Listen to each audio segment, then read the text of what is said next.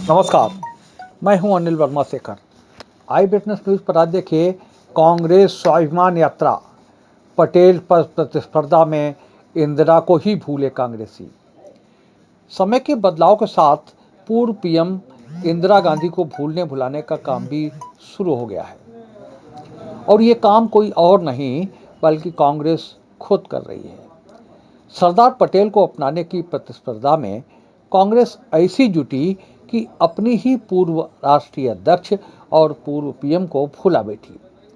प्रदेश कांग्रेस के सचिव तरुण पटेल की अगुवाई में शुरू हुई किसान स्वाभिमान यात्रा के लिए 31 अक्टूबर को पटेल जयंती होना तो याद रहा, पर उसी तारीख में इंदिरा गांधी की पुण्यतिथि होना कांग्रेसी भूल गए।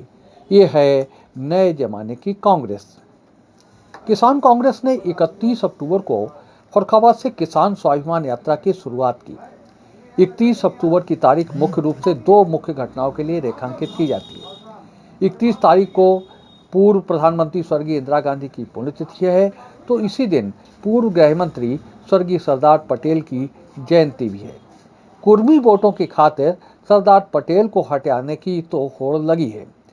इसी होड़ में कांग्रेस कुछ ऐसी डूबी कि पटेल तो याद रहे पर इंदिरा गांधी को भूल गए। चांदपुर स्थित पटेल प्रतिमा पर माल्यार्पण के साथ प्रदेश कांग्रेस के सचिव तरुण पटेल ने अन्य कांग्रेस नेताओं के साथ किसान स्वाभिमान यात्रा शुरू की।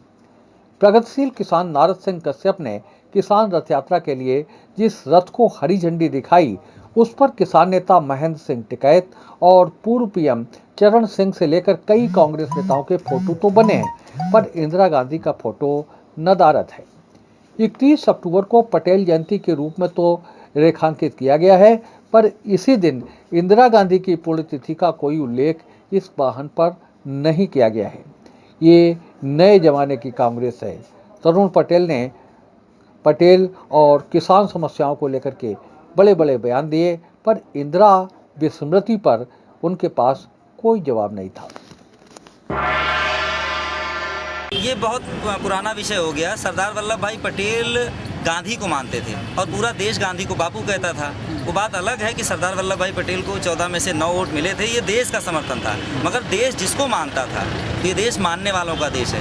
ये देश राम को मानता है, ये देश रहीम को मानता है, ये देश कबीर को मानता है। अगर हम किसी को मान लेते हैं तो अपना सर्वस्व उस पर न्यौछावर कर देते हैं। गांधी इस देश में बड़ी शख्सियत थे और गांधी का निर्णय हम सबके सामने है। सरदार वल्लभ भाई पटेल गृह मंत्री बने, उप प्रधानमंत्री बने, नेहरू जी इस देश के प्रधानमंत्री बने, और हम मानते हैं नेहरू जी अगर आज इस देश के प्रधानमंत्री ना रहे होते तो आपके हाथ में जो टेक्नोलॉजी है ये ना होती। नेहरू ने इस देश को खोला, इस देश की सोच को खोला है। तो नेहरू, गांधी, सरदार पटेल, अम्बेडकर, ये सब उस समय के शख्सियत थे जो देश के बारे में सोचते थे। आज लोग अपने विषय में सोचते हैं। तब में और अब में यही फर्क है। देखिए, जिनको अपनी दुकान चलानी, जिनको सिर्फ राजनीति करनी है, देश को बांटना है, देश को तोड़ना, भाईचारे की बात नहीं करनी, वो ये सब बातें करते हैं। हम किसान हैं, सबसे पहले भारत की बात करते हैं, किसान की बात करते हैं, किसानी की बात करते हैं। ये सरदार पटेल के मानने वालों लोगों की यात्रा है। हम सरदार पटेल के वंशज हैं, उनकी बात करेंगे, देश की अखंडता की बात करेंगे। उस शख्सियत का जन्मदिन है जिसने 562 छोटी छोटी रियासतों को एकजुट करके इस देश को बनाया है। और अगर देश के अंदर बात करेंगे लोग अलग अलग आइकॉन लेकर के, तो ये कहीं ना कहीं भारत देश के साथ बेईमानी है। उम्मीद है आपको हमारा ये एपिसोड पसंद आया होगा। आप हमारे चैनल को सब्सक्राइब करिए, इस वीडियो को लाइक करिए और अपने दोस्तों के साथ शेयर करिए। यही निवेदन आपसे है।